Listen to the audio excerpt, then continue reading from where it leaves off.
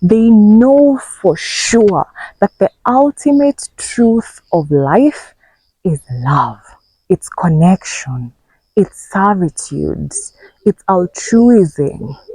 It's empathy. It's forgiveness. It's compassion. It's grace. And if we can use death to learn the truth and live our lives according to that truth, if we can go back and really think about how do I want to be remembered, and then realign our lives towards that truth, we become unstoppable. You start doing what you are actually meant to do. Hello, hi love, welcome back. So today we're talking about death. There is no religion, there is no spiritual tradition that will teach you how to live as much as contemplating death as a concept and as an experience will. Did you know that there are people in our lifetime, human beings like you and I, who have come from the brink of death?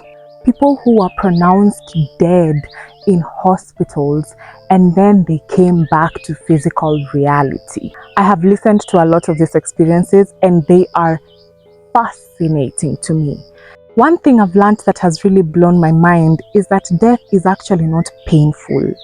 I remember every time I would hear stories of people dying, in accidents, like the great Senna from Brazil, I would think, oh my God, how painful could it possibly be to crash while you're speed racing? I remember even thinking about his bones crashing and thinking, oh my God, that has to be excruciatingly painful. But from listening to these experiences, even if you die through an accident, the minute the impact hits, you fall into a dream that is more real than anything you have ever experienced. That's fascinating, right? It's actually not painful to die. It's more relieving. And most people report being welcomed by a beautiful energy that is so potent, but also very ethereal in nature. A lot of people report seeing lights, a tunnel, or meeting their deceased loved ones, or various religious leaders like Jesus, and being welcomed home. I know you have heard it over and over and over again, especially if you grew up in a Christian home like me, about judgments. We are told that when we die, we're going to be judged harshly by some dude in the sky, in the cloud, waiting to send us to hell. The greatest clarity for me has been realizing that yes, there is going to be a life review, and you pay the karmic debt for whatever you did in your lifetime. So for example, there was the story of the guy on the Oprah show who was very emotionally and physically abusive towards the wife. When he had this near-death experience, he had the experience of being the wife and feeling the pain that he had been inflicting on his wife. I think the misunderstanding here is that we think that when our lives end, when we'll be judged, it's going to be really harsh. But the reality is, where there is love, there cannot be darkness. There cannot be even a tint of darkness. None whatsoever. It's all love. So if anything, this life review helps us to become more compassionate and more empathetic.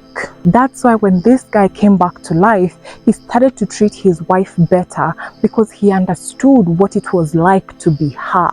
So let's release this notion that somehow there's so much fear and there's so much shame and there's so much guilt involved. It's a life review to take us back to the truth, which is love. Isn't it fascinating to know that our consciousness precedes even long after we are not here?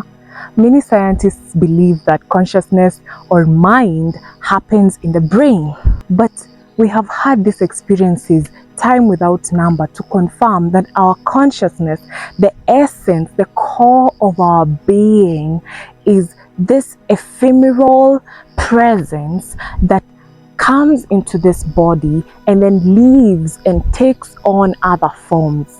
Even physics says energy cannot be destroyed. it can only be transformed. The fact is that we're all going to die. Don't you know that? Isn't it just the truth? It is so true that all of us are going to die. In the book, The 7 Habits of Highly Effective People by Stephen Covey, he talks about a principle beginning with the end in mind. According to Stephen, the best way to live a fulfilling life is sit there and picture your funeral. When people congregate for your burial, what do you want them to say about you? Good. Start living like that. What legacy do you want to leave behind?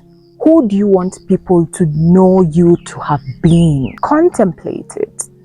I think the greatest truth that all these near-death experiences have revealed to me is that at the end of it all, we are love. Deepak Chopra says that love is not a sentiment, it is the ultimate truth of all creation, that we are cut from the same fabric.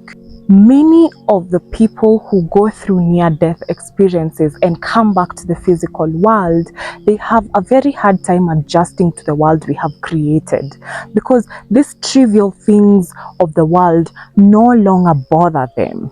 You know, the money, the fame, the success, the wealth, it's no longer such a point of concern because they have been reminded of the truth, which is unconditional love.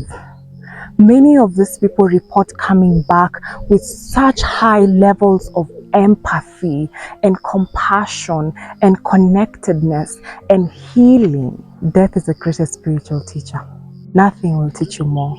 Nothing. Thank you so much for watching, and I will see you on the next one. Bye.